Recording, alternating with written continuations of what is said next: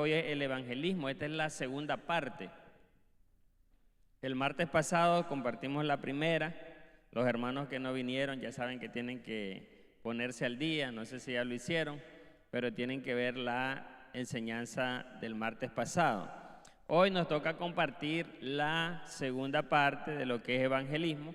En la primera parte estuvimos compartiendo y decíamos de que fue Jesucristo quien ordenó la predicación, que no es un mandato de hombres ni de pastores, ni de apóstoles, no, es una orden directa del Señor delegada a sus discípulos, ¿verdad? Y que el mensaje que predicamos debe de ser claro y sencillo, ¿verdad? No tenemos que estar rebuscando ni rebuscando, ¿verdad? Porque no se trata de impresionar a la gente. Al final, el que va a hacer el cambio en la persona, la transformación, no somos nosotros. No es hablando bonito ni buscando palabras rebuscadas que vamos a traer un convencimiento de pecado.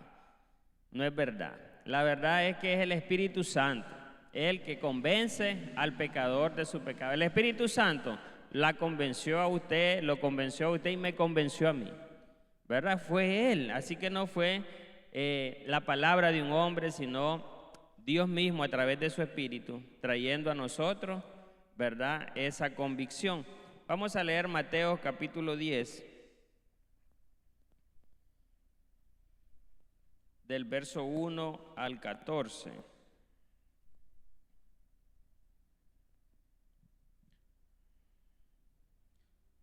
¿Los tienen, mis hermanos? Ok, dice, entonces, llamando a sus 12 discípulos, les dio autoridad sobre los espíritus inmundos para que los echasen fuera y para sanar toda enfermedad y toda dolencia.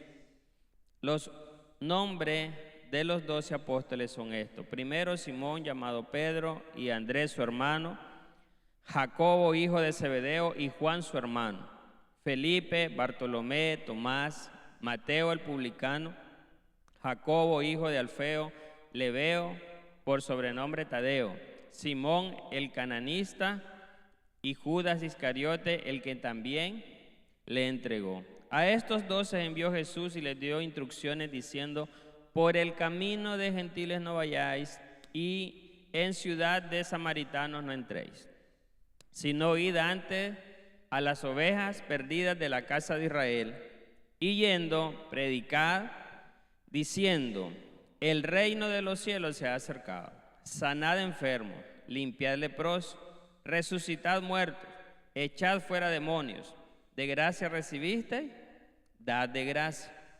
No os proveáis de oro, ni de plata, ni de cobre en vuestros cintos, ni de alforja para el camino, ni de 2 túnicas, ni de calzado, ni de bordón, porque el obrero es digno de su alimento. Mas en cualquier ciudad o aldea donde entréis, informaos quién en ella sea digno, y posad allí hasta que salgáis. Y al entrar en la casa, saludadla, y si la casa fuere digna, vuestra paz vendrá sobre ella. Mas si no fuere digna, vuestra paz se volverá a vosotros. Y si alguno no os recibiere, ni oyere vuestras palabras, ¿qué vamos a hacer? Salid de aquella casa o ciudad y sacudid el polvo de vuestros pies. Ese es un evento donde nuestro Señor Jesucristo le encarga una misión a los 12 discípulos que Él había escogido.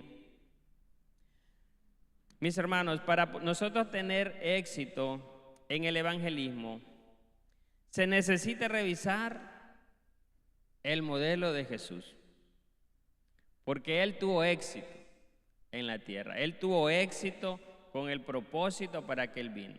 Así que si la iglesia desea tener éxito, si usted desea tener éxito, ¿a quién vamos a ir? ¿Qué modelo vamos a ver?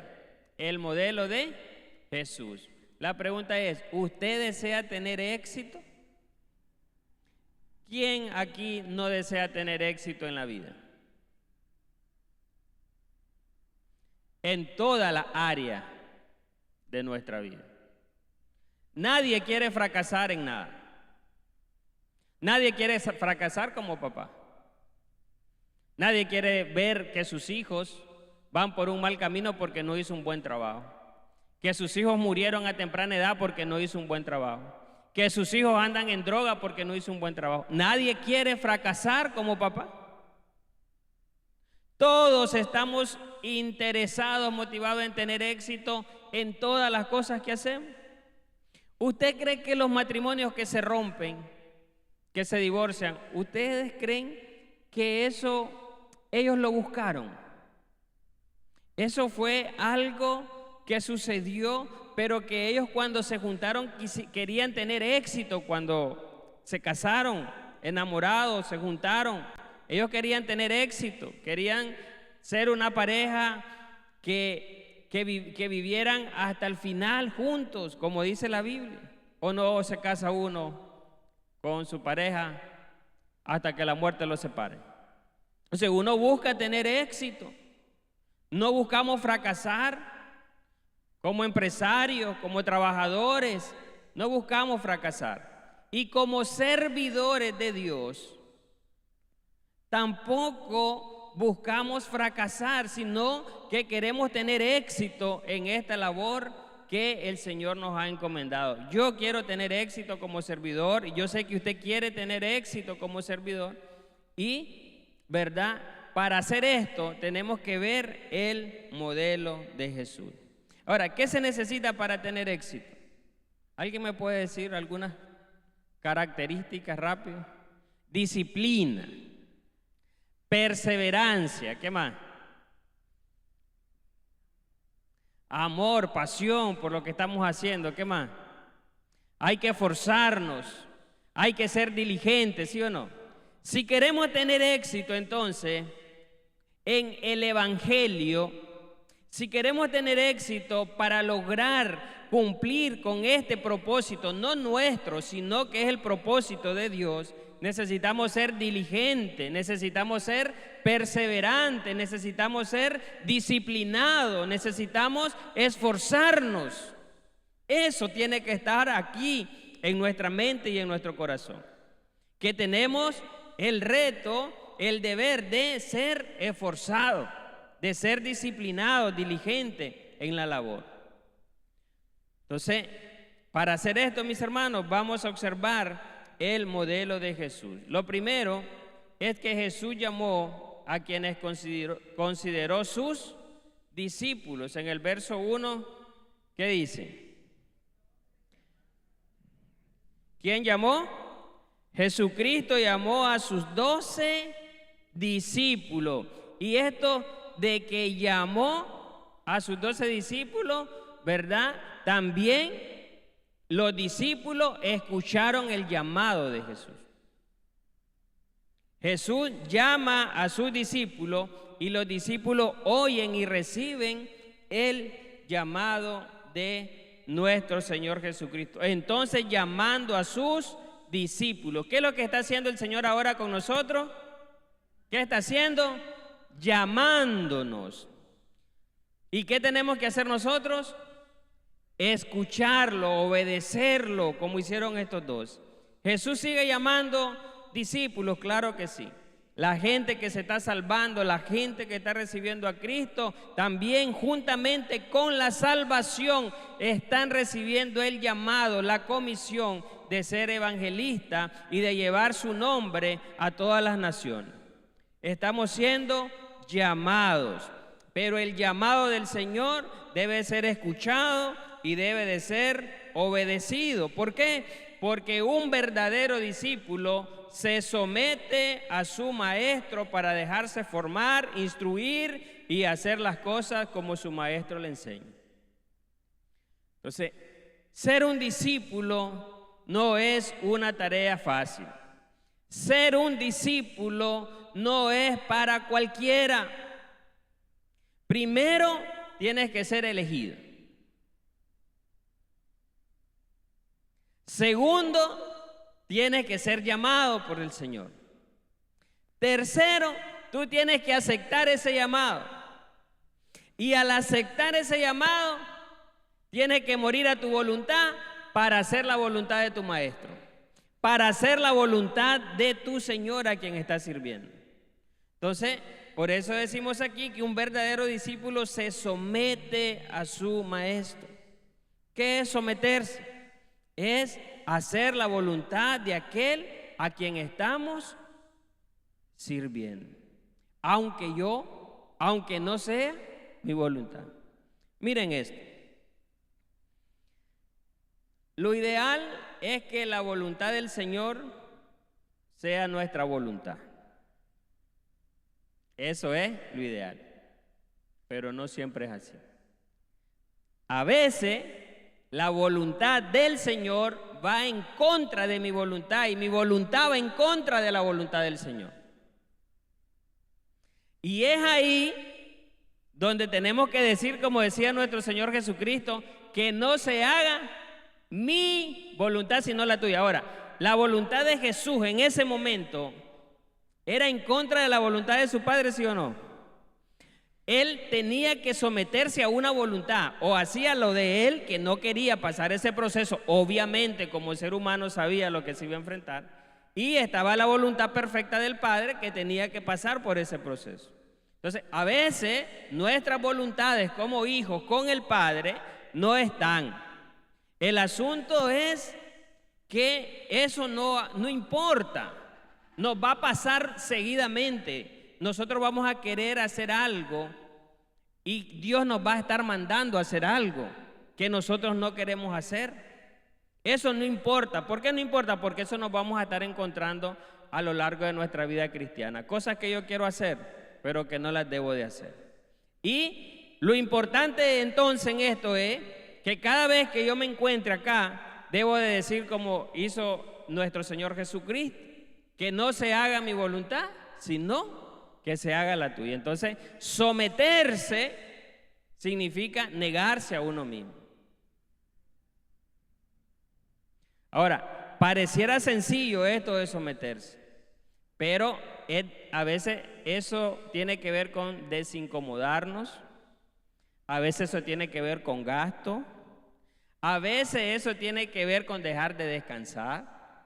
A veces eso tiene que ver con dejar un tiempo de estar con la familia por atender algo del reino. A veces tiene que ver muchas cosas. Por eso les digo que ser un discípulo del Señor no es para cualquiera, porque no cualquiera está dispuesto a sacrificarse, porque nos encanta que se sacrifiquen por nosotros, pero a nosotros no nos gusta sacrificarnos por nadie. Entonces, Jesucristo se sacrificó por ti y por mí. Ahora nos toca a nosotros hacer un pequeño esfuerzo para hacer su voluntad aquí en la tierra, para servirle, para obedecerle, para predicar su palabra. ¿Qué significa esto? Que a veces no vamos a querer predicar, pero hay que predicar porque es la voluntad de Él. ¿Qué significa? Que a veces no vamos a querer venir ni a la iglesia, pero hay que venir porque es su voluntad. Él no fue Él quien dijo que hay que congregarnos. ¿Qué significa su voluntad? Que a veces no vamos a querer servir en el equipo al que vamos a pertenecer, pero hay que venir porque es su voluntad. Entonces, por eso, mis hermanos, les digo, someterse a alguien no es para cualquiera. Realmente requiere humildad, requiere mucho esfuerzo, requiere mucho sacrificio, ¿verdad? Y por eso es que mucha gente, cuando oía el mensaje de Jesucristo y Jesucristo les hablaba tan claramente, decían: dura es esta palabra. Y a Jesús se le iba la gente, a Jesús. Por eso nosotros no nos extrañamos mucho cuando iniciamos 50 y terminamos 10, 20. A Jesús se le fueron multitud y en una ocasión les dijo a sus discípulos: ¿y ustedes también se quieren ir? Se le fueron todos. Y él les tuvo que decir: ¿y ustedes también se quieren ir? Entonces, mire, hermano, por esto te digo, muchos son los llamados, pero pocos los escogidos. Hay mucha gente que quiere iniciar, pero es poca gente la que termina. Y pasa en todos los escenarios. Mire, yo me acuerdo cuando entré a la universidad, no hallábamos dónde sentarnos, el chavalero. Nos graduamos como 7 5 años después, solo como 7 nos graduamos de la universidad. El resto se quedó en el camino. Entonces, ¿por qué? Porque la gente no persevera haciendo lo que tiene que hacer. Porque muchas veces no estamos dispuestos a pagar el precio.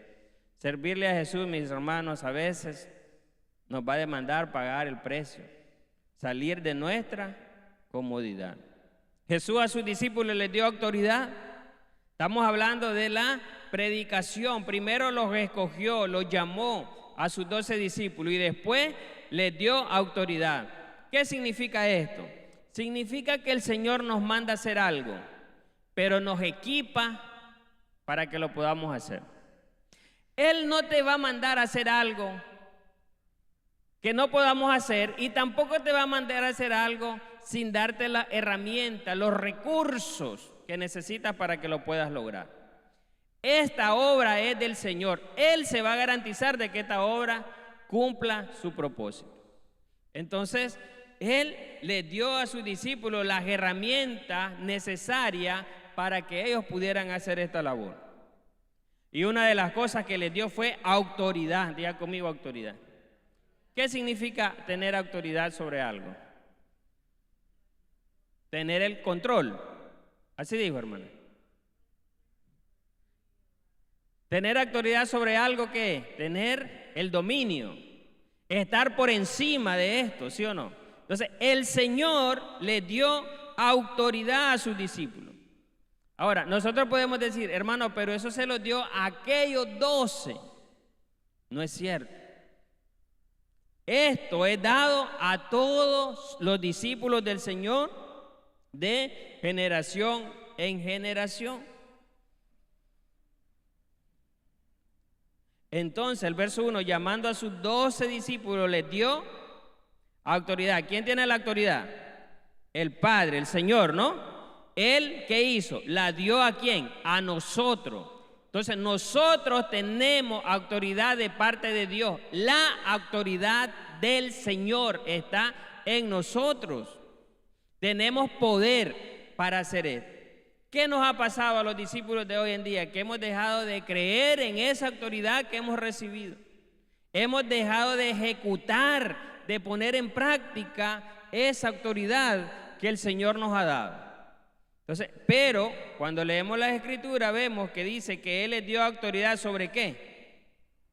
Lo primero que está ahí es sobre los espíritus inmundos.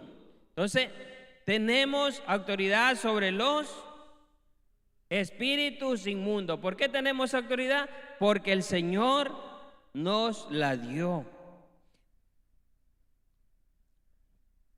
Para que los echasen fuera y para sanar toda enfermedad y toda dolencia. Entonces, los discípulos del Señor que predicamos su palabra, tenemos de parte del Señor, no es algo propio, es algo del Señor, autoridad sobre los espíritus inmundos, para echarlos fuera. Entonces, ¿dónde están los espíritus inmundos? En las personas. ¿De dónde los vamos a echar fuera? De las personas, porque Satanás es un imitador de las cosas que hace el Señor. El Señor nos da el Espíritu Santo para que habite en nosotros, los espíritus inmundos para que habiten en los hijos de Él.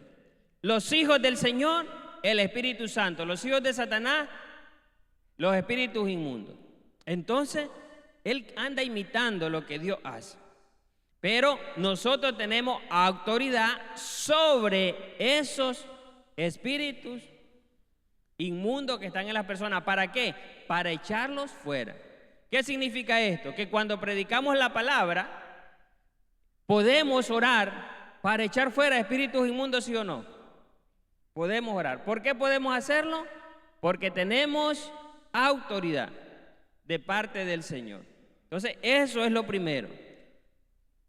Por eso usted ve cuando alguien está poseído y hay algo que se sale de lo normal y hay una manifestación diabólica en la vida de alguna persona, y a veces llaman a los siervos del Señor para que vayan a orar.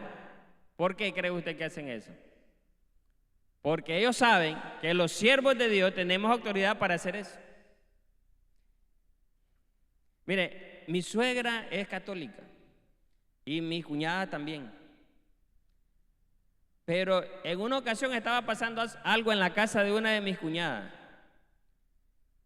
¿Y a quién cree que llamaron para que fuera a orar? Y mi suegra es de las que lee la Biblia en la catedral, se pone un traje blanco pero a la hora de orar para echar fuera algo que es demoníaco, ¿por qué llaman a un cristiano? ¿Por qué llaman a un pastor? Porque saben que nosotros como siervos tenemos la autoridad para hacerlo. Y aunque hablen mal de nosotros, nos señalen, a esa hora nos buscan. A esa hora se acuerdan del hermano. Ah, ya está el hermano, llámala para que venga a orar. Porque saben que de parte del Señor nos ha dado autoridad para poderlo hacer. Entonces, los demonios pueden salir porque tenemos autoridad de parte del Señor para hacerlo. Pero no solamente eso, también nos dio autoridad para sanar toda enfermedad y toda dolencia. Tenemos la autoridad del Señor para orar por los enfermos. Por eso usted mira que aquí se ministra sanidad, porque si no fuera una locura, hermano. Si no tuviéramos autoridad para orar por los enfermos, ¿para qué oramos? ¿No es algo ridículo entonces lo que haría aquí el siervo del Señor orando por los enfermos si no tiene autoridad para eso? Sería una locura. Pero oramos, ¿por qué? Porque sabemos que tenemos autoridad para hacerlo. Usted tiene autoridad para hacerlo, porque quiero que sepa esto.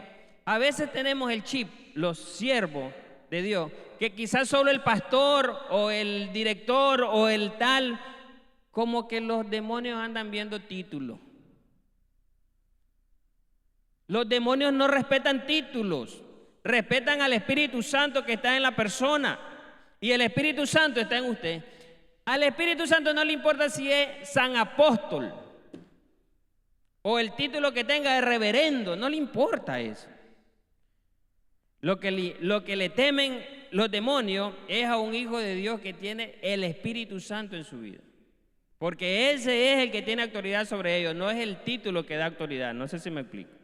Entonces, mis hermanos, usted tiene que saber que cuando usted predica la palabra, lleva el poder de Dios para orar por liberación, para orar por sanidad. Ahora, y si no se sana, pues ese ya no es asunto nuestro. El asunto es que tenemos autoridad para sanar. Es cuando alguien está poseído, cuando alguien está, ¿cómo dice? Dominado por algo, puede ser por un vicio, puede ser por un espíritu inmundo o cualquiera de esas cosas. Entonces, ¿qué les estaba diciendo a mis hermanos? Que tenemos autoridad para sanar. Pero, ¿qué tal que no se sane? Bueno, no por todas las personas que usted ore para sanar, va a sanar. Porque si no, los cristianos no dejáramos morir a nadie. De algo nos vamos a morir porque así está establecido. Pero cuando oremos, vamos a orar por sanidad y vamos a creer que esa persona va a ser sana, porque tenemos poder y autoridad sobre esa enfermedad. Cualquiera que sea el nombre, cualquiera que sea la enfermedad, no importa, porque la Biblia dice, para sanar, ¿qué dice? Toda enfermedad. Eso incluye cáncer, SIDA o cualquier otra enfermedad que la ciencia no haya dado cura, ¿sí o no? En esta iglesia hemos visto milagros, porque esta palabra está viva. Esta palabra es actual. Hay gente que dice, es que los milagros eran para el tiempo de los discípulos, pero muriendo los discípulos se acabaron los milagros. No, si los milagros los hacía el Señor y el Señor sigue vivo, Él no cambia. Y seguimos viendo. A mí no solo me lo han contado, yo lo he visto. Yo he visto aquí gente con SIDA y las he visto sanas, dando testimonio. Ya no están en la iglesia, se fueron, pero ahí andan, vivitos y coleando. He visto sanar gente de cáncer. He visto muchos milagros, y no solamente los he visto, los milagros que Dios ha hecho en mi vida de sanidad. Y usted sabe que Dios ha hecho milagros en su vida de sanidad también. Entonces, todos hemos experimentado el milagro. ¿Por qué no creer en milagros? ¿Por qué no creer en un Dios de poder? ¿Por qué no creer en Dios que puede sanar toda enfermedad y toda dolencia? Y no solo las dolencias del cuerpo, no solo las dolencias físicas, las dolencias del corazón, las dolencias del alma. También tenemos autoridad para sanar este tipo de cosas a través de la palabra del Señor. Verso número 7 dice: y yendo predicad diciendo, el reino de los cielos se ha acercado. El Señor nos dio autoridad para predicar su palabra. Verso 8: sanad enfermo, limpiad leproso, resucitad muerto, echad fuera demonios, de gracia recibiste, dad de gracia. Y usted puede ver luego en el libro de los Hechos a estos 12 haciendo milagros, prodigios y señales, sanando, echando fuera demonios. Era una manifestación de milagro y del poder de Dios impresionante. Entonces, nosotros, mis hermanos, como discípulos del Señor, debemos de saber que tenemos la capacidad, la autoridad de parte de Dios para poder orar por un endemoniado. Hay gente que tiene miedo de orar por un endemoniado, y lo entiendo porque uno se asusta. ¿Verdad? ¿No le ha tocado nunca orar por un endemoniado? Yo sí. Y uno le entra asustado porque una cosa rara la que se ve ahí. Pero uno como hombre dice, está feo. Esto no está feo. No se mira bien aquí. Pero como siervo de Dios que uno dice, bueno, yo vine aquí, me llamaron para orar y voy a orar. ¿Ah? Ellos salen, ellos se van. Dice la Biblia que tenemos autoridad para echarlos fuera. Se tienen que ir. Ellos habitan personas. Yo les decía al inicio que el Satanás es un imitador de Cristo. Como Cristo manda a su Espíritu Santo para que habite en nosotros, igual. Hay demonios que tienen que estar metidos en alguien. Por eso fue que Jesús, cuando sacó fuera aquellos demonios, ellos le dijeron, danos permiso para entrar a aquellos cerdos que están allá. ¿Se acuerdan? Y entonces salieron los demonios y aquel acto de cerdo que se fue al guindo, porque los demonios se metieron ahí, ¿verdad? Salieron. Entonces, tenemos, mis hermanos, autoridad de parte del Señor para hacerlo. Diga conmigo, yo tengo autoridad sobre los espíritus inmundos para echarlos fuera, para sanar toda enfermedad y toda dolencia. ¿Alguien lo cree, mis hermanos? Gloria a Dios. ¿Y por qué lo podemos hacer? Porque Dios está en nosotros. Esa es la razón, porque Dios está en nosotros. Jesús organizó en un solo equipo. Cuando nosotros salimos y terminamos nuestros procesos de discipulado y de formación, siempre antes de ir a servir, el pastor nos llama delante de toda la congregación, de los líderes, ora por nosotros, ¿verdad? Y en ese momento que ora por nosotros nos manda a que vayamos a predicar. Así que, mis hermanos, nosotros estamos revestidos del poder del Señor, pero también estamos organizados. Por eso usted está aquí, ¿verdad? Porque usted va a ser parte de un equipo organizado. ¿Y de dónde sacamos eso? Porque vimos a nuestro Señor Jesucristo haciéndolo. En el verso 2 y 4 dice, los nombres de los 12 apóstoles son estos: primero Simón, llamado Pedro, y Andrés su hermano, Jacobo, hijo de Zebedeo, y Juan su hermano, Felipe, Bartolomé, Tomás, Mateo el publicano, Jacobo, hijo de Alfeo, Lebeo, por sobrenombre Tadeo, Simón el cananista, y Judas Iscariote, el que también le entregó. Él organizó a todos en un solo equipo. Ahora, quiero que note esto. Todos estos 12 eran diferentes entre sí. Estos 12 tenían virtudes diferentes, dones diferentes, defectos diferentes, como nosotros. Usted tiene dones diferentes al hermano que está a la par suya, tiene defectos que son diferentes a los que tiene al hermano que tiene a la par suya, pero todos estamos unidos en un mismo sentido. Los apóstoles todos eran diferentes, pero todos eran un solo equipo. ¿Qué significa? Que el hecho que yo sea como soy y que usted sea como es, no significa que no podamos trabajar organizados. No significa que no podamos buscar un mismo propósito, apasionarnos todos por servir al Señor tal y como somos, mis hermanos. Así que por esto es importante trabajar organizado. Y una de las cosas que me gusta de este ministerio, mis hermanos, es que aquí hay organización. Aquí todos estamos organizados para servir a las personas, estamos organizados para servir a los niños, estamos organizados para ministrar, estamos organizados para atender a los nuevos creyentes, estamos organizados para evangelizar. Todo está organizado aquí. Aquí nadie anda disparado haciendo no. Aquí todo está organizado. ¿Y por qué? Porque queremos tener éxito en lo que Dios nos ha encomendado hacer.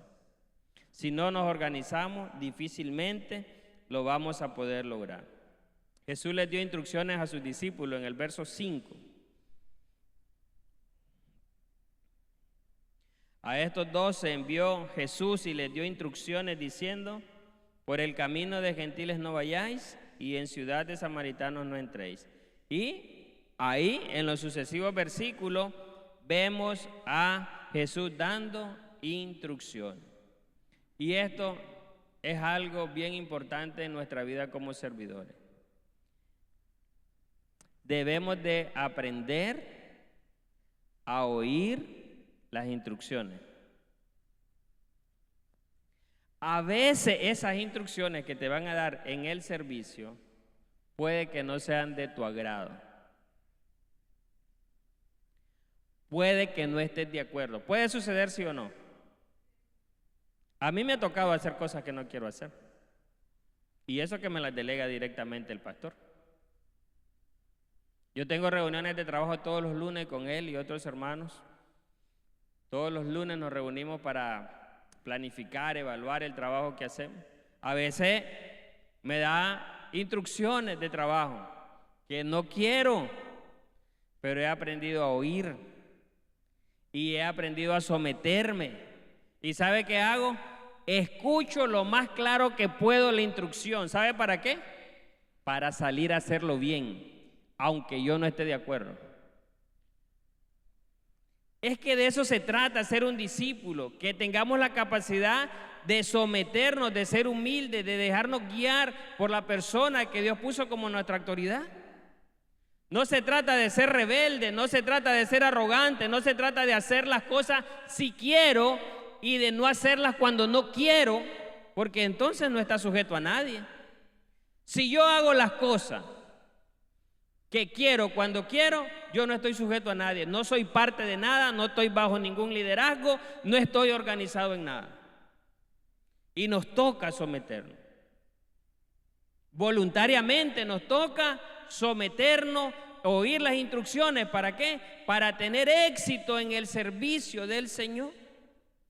Gracias a Dios yo no recibo órdenes de nadie, solo del pastor. Es la única persona de la que estoy sujeto voluntariamente para hacer la obra de Dios, para que la obra de Dios tenga éxito. Pero no se trata de obedecerle cuando yo quiero, sino de obedecerle. Entonces, para eso, mis hermanos, debemos de aprender a oír instrucciones. Jesucristo mandó a sus 12, a los que había formado, a los que había enseñado, y les dio ¿qué? Instrucción. ¿Cuál era el deber del discípulo? Oír y luego hacer. No era oír y desobedecer, era oír y hacer. No era razonar lo que Cristo estaba diciendo, era hacer lo que Él estaba diciendo. Y eso es una cualidad que nosotros debemos de desarrollar importante. Si no, usted no va a durar en ningún equipo. Desde ya se lo digo. Si usted no aprende a oír instrucciones, a cumplir instrucciones, a hacerlo lo mejor posible, aun cuando no quiera, usted no va a durar en un equipo, ni aquí ni allá afuera. Si usted como empleado de una empresa no cumple las normas, no hace caso a su jefe, hace las cosas como le da la gana, ¿qué cree que va a pasar? No va a durar ahí usted. Se requiere aprender a oír instrucciones y ponerlas en práctica. ¿Por qué razón? Aquí siempre se te va a estar dando instrucción. Aquí se te va a decir qué vas a hacer y cómo lo vas a hacer. Hermano, yo no estoy acostumbrado a que nadie me diga cómo hacer las cosas. Bueno, aquí vas a aprender. Yo te puedo decir, yo no estoy acostumbrado. A mí, gracias a Dios, nadie me da orden. No tengo jefe, no tengo nada. Solo mi esposa me da orden. Ay, yo sabía que se iba a reír, hermano. Entonces, mis hermanos, aquí vamos a aprender a hacer. Así que usted tiene que ser humilde. Porque a veces, la persona que te da la instrucción, quizá tiene menos conocimiento que tú. Pero no importa, es la autoridad que está ahí y es la autoridad la que tienes que respetar. Si ella te da la instrucción, a ella vamos a hacerle caso. Uno debe aprender a someter. Yo me someto a quien debo cuando tengo que hacerlo. Aunque yo soy delegado del pastor en el área de evangelismo y discipulado, yo atiendo toda esa área aquí. Cuando tengo que someterme a una autoridad en algo y el pastor me dice, vas a trabajar con alguien y él va a estar a cargo, ¿sabe qué hago yo? Me someto a esa persona que él escogió que va a estar a cargo de esa actividad. Y en esa actividad yo hago todo lo que esa persona me dice que yo haga.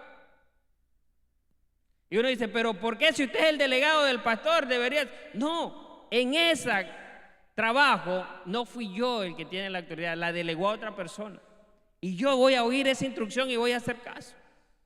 Entonces, es importante, mis hermanos, que aprendamos a oír instrucciones. A la gente no le gusta oír instrucciones, le gusta dar instrucciones.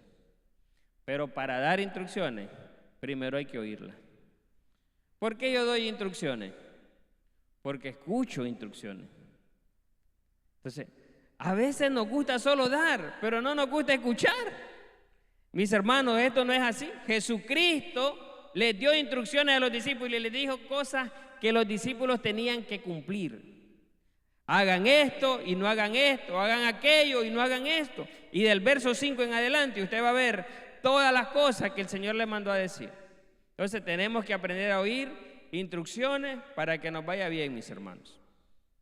Y podamos tener éxito, podamos ganar alma, podamos permanecer hasta el final. Mucha gente se afecta el corazón y se va, ya siendo parte de un equipo. Y espero que eso no me pase ni le pase a usted. Y digo no me pase porque yo estoy en la jugada todavía. No crea que no. Estamos en la jugada todos. ¿Qué significa? Que si yo me descuido, Satanás puede venir a querer poner algo en mi corazón para que yo, ¿sí o no? Y yo he visto mucha gente salir de aquí, de un equipo de algo, enojado, molesto, porque se le dio una instrucción y no la quiso cumplir, porque no estaba de acuerdo con esa instrucción. ¿Y qué hizo? Se amargó y se fue. No aprendió a escuchar.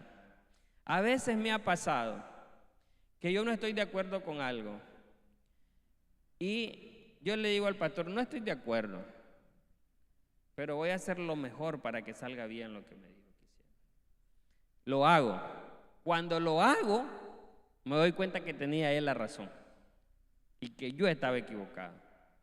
Y le doy gracias a Dios de haber hecho lo que hice, aunque no lo quería hacer, porque ahora que lo hice me doy cuenta que así era que se tenía que hacer. No sé si me expliqué ahí en ese, pero es una cosa impresionante y te da un gozo saber que aunque no estabas de acuerdo lo hiciste y ahora Dios te dio el entendimiento para comprender que tu autoridad tenía razón, tú te llenas de gozo en saber que lo pudiste hacer, aún no queriéndolo hacer.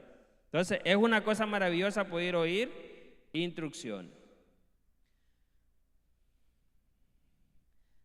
Cuando compartas el evangelio o invites a alguien, si esa persona trata de discutir, ofender o hablar mal de los pastores o evangélicos, no te enojes, no respondas con ofensa, no contradigas, no, sé paciente y amable. Esa puede ser una instrucción de este tiempo.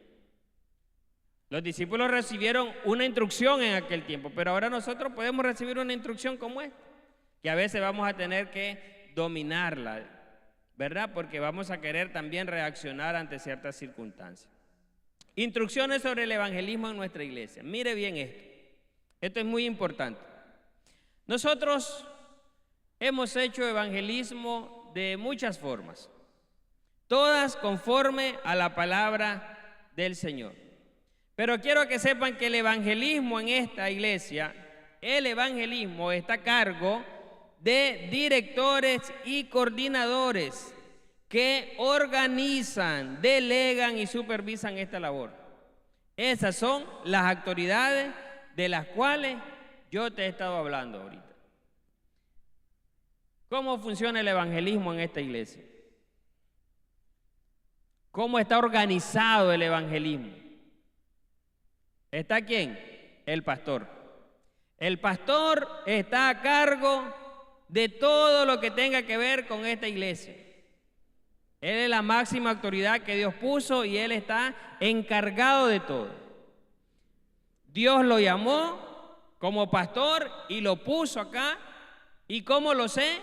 Porque he visto los frutos, porque he visto su trabajo, porque he visto el respaldo de Dios. Yo estoy convencido de que Dios está con él y que él lo llamó, que no es un pastor que salió de un centro de estudio con un título y es pastor porque tiene un diploma. No, es pastor porque hay fruto, es pastor porque hay resultado. He visto a lo largo de estos años la mano del Señor que ha estado con él.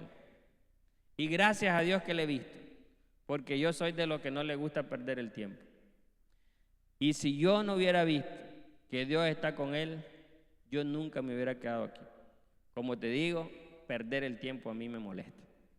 No voy a estar en una iglesia, en una congregación donde yo sé que el líder no tiene el respaldo del Señor. No voy a estar. ¿Por qué? No voy a estar. Pero he visto cómo Dios ha estado y Dios lo puso aquí como el pastor de esta iglesia. Ya 32 años vamos a cumplir ahorita. Los vamos a celebrar el 26 de febrero. Vamos a celebrar 31. ¿El 24, hermana? ¿El 23?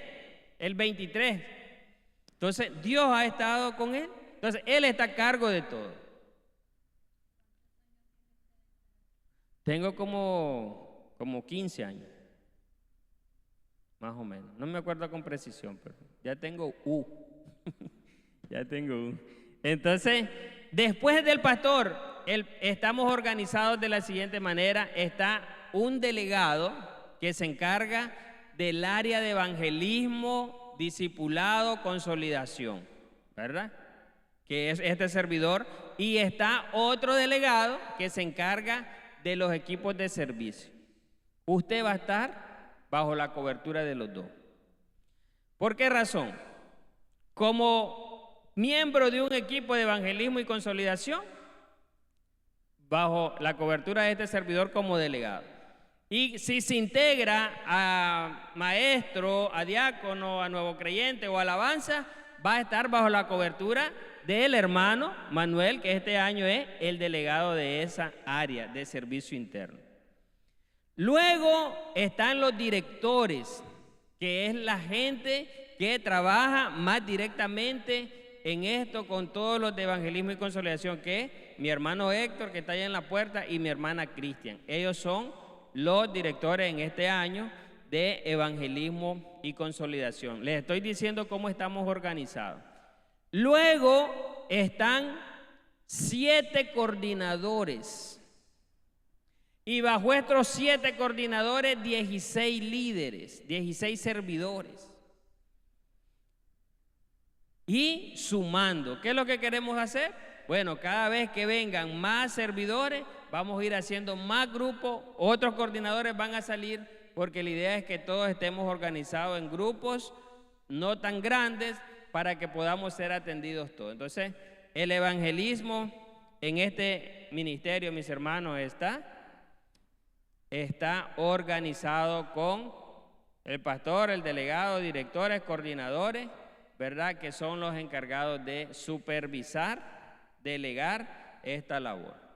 Así que todo lo que se hace aquí, mis hermanos, está bajo un orden del Señor.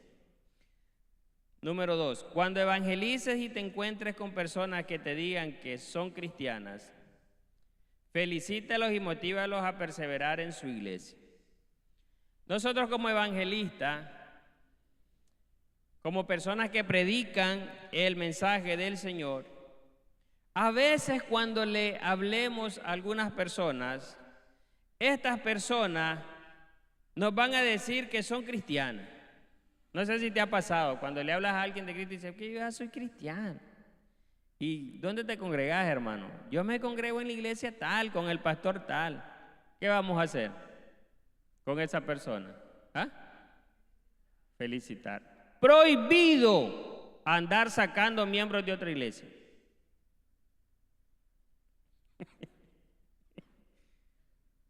Prohibido.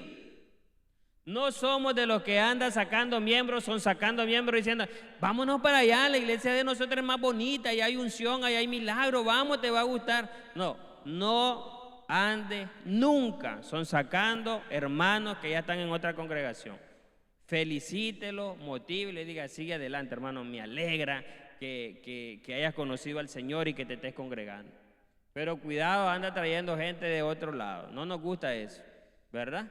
Hemos aprendido a ganar almas, no a sacar gente de otro lado.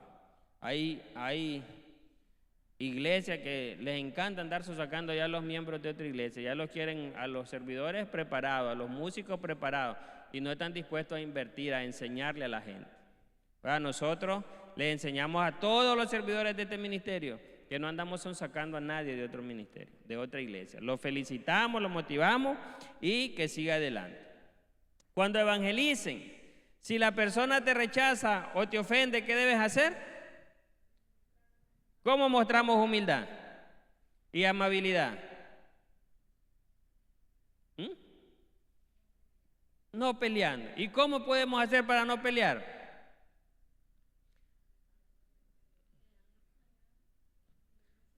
Y ahí nos toca sacar el dominio propio. Ahí nos toca controlarnos. Porque aunque aquí en el documento se ve pan comido, pero cuando estás evangelizando y alguien te ofende y te dice que sos un hipócrita y te dice que y empieza a ofenderte como cristiano, el asunto no es tan fácil, ¿verdad? Entonces no es tan fácil, pero cuando evangelicemos, mis hermanos, debemos de saber que a veces nos vamos a encontrar con cristianos y los vamos a felicitar, y a veces nos vamos a encontrar con personas que nos van a ofender. Y vamos a tener que ser humildes y poner en práctica nuestro dominio propio y retirarnos de ahí sin pelear con esa persona. Entonces, acuérdense que el evangelismo es algo que hacemos de manera permanente y podemos encontrarnos con todo tipo de situaciones.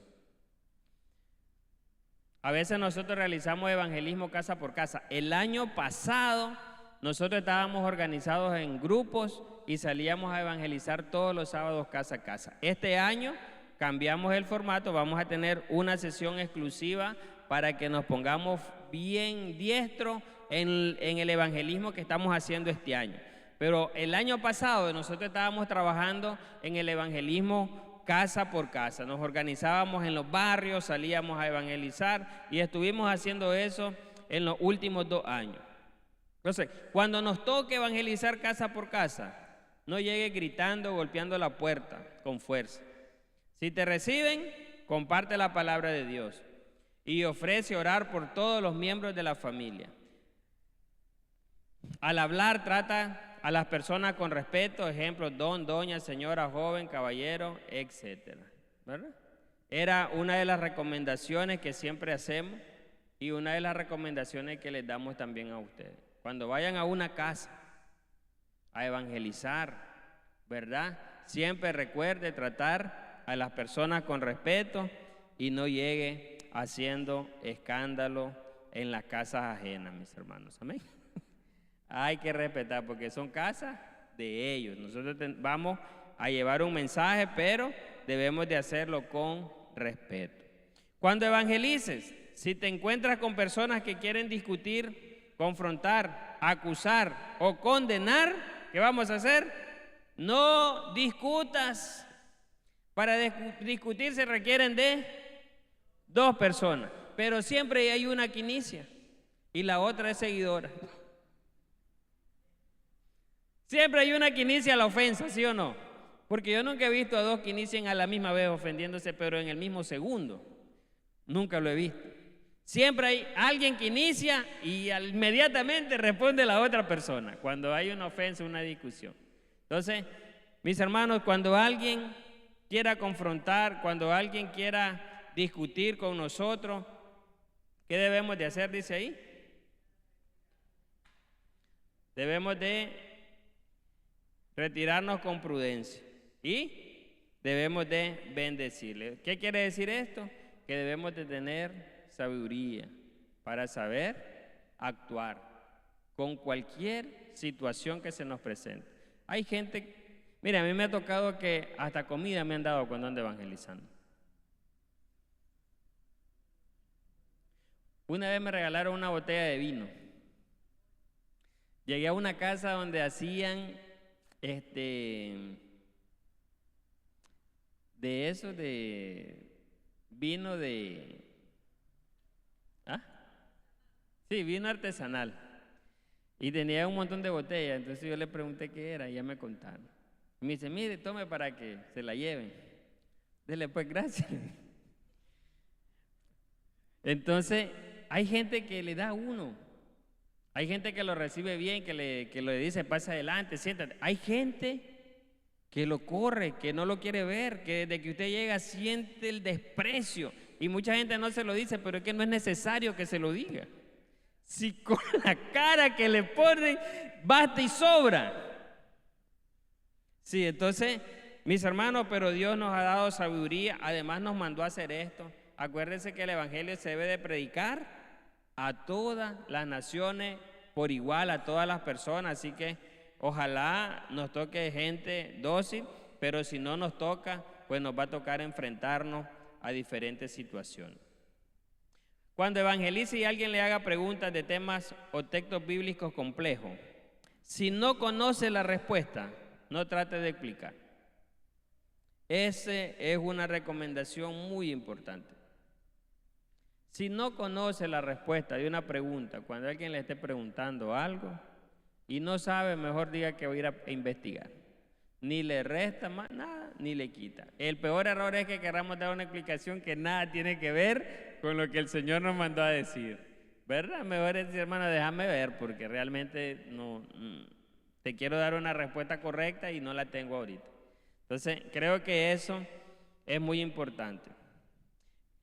Y tampoco juzgues a las personas acusándoles de ciegos, religiosos, hijos del diablo, etc. Ya han oído algunos hermanitos, ¿verdad?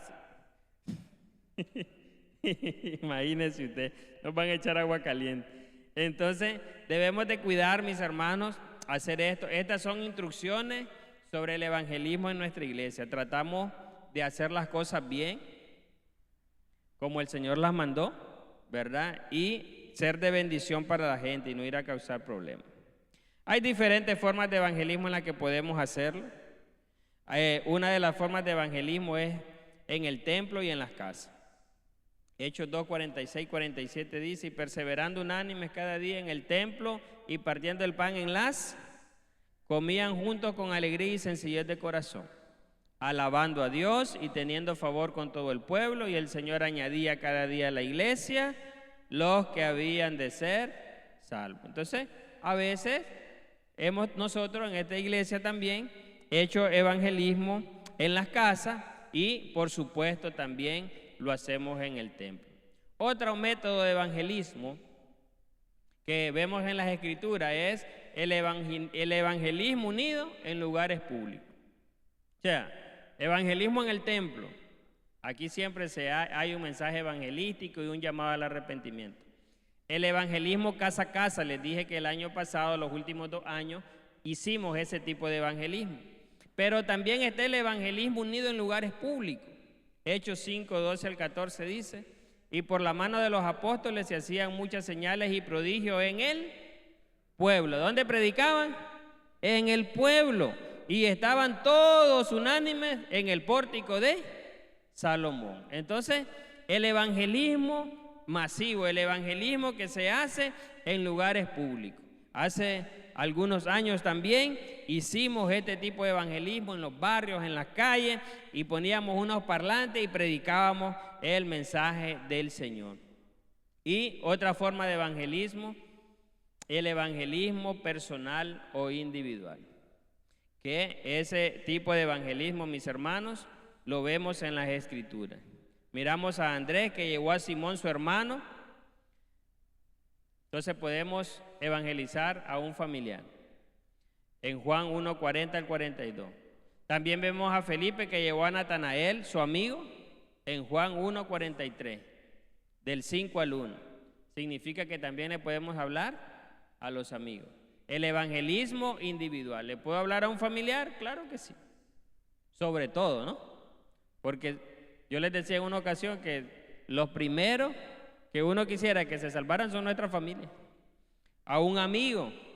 También le podemos hablar, ¿verdad?, a un conocido. La samaritana llevó a los hombres que la conocían. Juan 4, del 1 al 42. Eso lo puede leer en su casa. Entonces, ¿puedo ya hablarle a un familiar? Sí. ¿Le puedo hablar a un amigo? ¿Le puedo hablar a un conocido? Mira todas las personas que le podemos hablar de Cristo. El gadareno compartió su testimonio con las personas de la ciudad. Felipe, el diácono, evangelizó a un extranjero. Entonces, no hay excusa. Tenemos muchos ejemplos en la Biblia de gente predicando el evangelio de manera personal a su familia, a sus amigos, a sus conocidos, en el barrio, en la ciudad donde vivían. Y también miramos a un hombre llamado Felipe hablándole a un extranjero. Entonces, podemos, mis hermanos, evangelizar de manera personal o individual. En el evangelismo personal podemos añadir, regalar un tratado, una revista, una tarjeta, enviar un video, un audio de predicación del evangelio. De Jesús aprendemos que Él aprovechaba cualquier momento, sin importarle el lugar o persona, Él compartía el mensaje de salvación, el evangelismo personal. Así que nosotros, mis hermanos, usted y yo, podemos hablarle de Cristo a cualquier persona, sea familiar, sea amigo, vecino, conocido, cualquier persona. Romanos 10, del 13 al 15 dice: porque aquel que invocar el nombre del Señor será todo, sin excepción. Pero luego dice el 14: pero ¿cómo invocarán a aquel el cual no han creído? Y luego dice: ¿y cómo creerán en aquel de quien no han oído? ¿Y cómo oirán sin haber quien les predique? Entonces, para llegar a invocar el nombre del Señor, debe haber alguien hablando el mensaje para que alguien lo crea. Porque ¿cómo van a invocar en alguien en quien no creen? ¿Y cómo van a creer en alguien de quien nunca han oído? ¿Y cómo van a oír de alguien si nadie les dice nada de esa persona? Entonces, todo inicia por la predicación. Cuando tú hablas de Cristo, cuando tú predicas, la gente lo escucha. Cuando la gente lo escucha, cree. Y cuando la gente cree, invoca el nombre del Señor. Y cuando la gente invoca del Señor, alcanza salvación. Porque todo el que invocar el nombre del Señor será salvo. Entonces, ¿queremos que la gente reciba salvación? empezamos con la predicación, con el mensaje del Señor. Y ya para terminar, mis hermanos, una promesa maravillosa para los que evangelizan. Marcos 16, 19 al 20. Marcos 16, 19 al 20 dice: y el Señor, después que les habló, fue recibido en él y se sentó a la diestra de Dios. Y ellos saliendo, predicaron en todas partes. ¿Y qué hacía el Señor? ¿Cuál es la promesa del Señor que nos va? Entonces, el trabajo que vamos a hacer, ¿lo hacemos solo o lo hacemos con el Señor? Entonces, el Señor nos va a ayudar y a confirmar la palabra con las señales que le seguían. ¿Qué significa esto? Que cuando yo predico, me garantizo de que el Señor me ayude. Y si el Señor me ayuda en la predicación, ¿no cree usted que me va a ayudar en todas las otras cosas también? Porque ya está ahí, no sé si me explico. Ya está ahí ayudando. Mire esto, y espero que se lo lleve. Cuando yo predico, el Señor me ayuda. Y si Él me ayuda a predicar, también me va a ayudar en todas las cosas. Porque todas las cosas nos ayudan a predicar. ¿O no? Todas las cosas nos ayudan a hablar de Cristo. Todas las cosas las ponemos al servicio del Señor. Usted, por ejemplo, su dinero que se ganó, los que vienen en taxi, no es algo que lo está poniendo al servicio del Señor para venir a aprender y luego ir a predicar. Y el Señor que va a estar con usted en la predicación no va a estar también con usted proveyéndole para que luego predique. ¿Es o no es? Eso no es un asunto de lógica.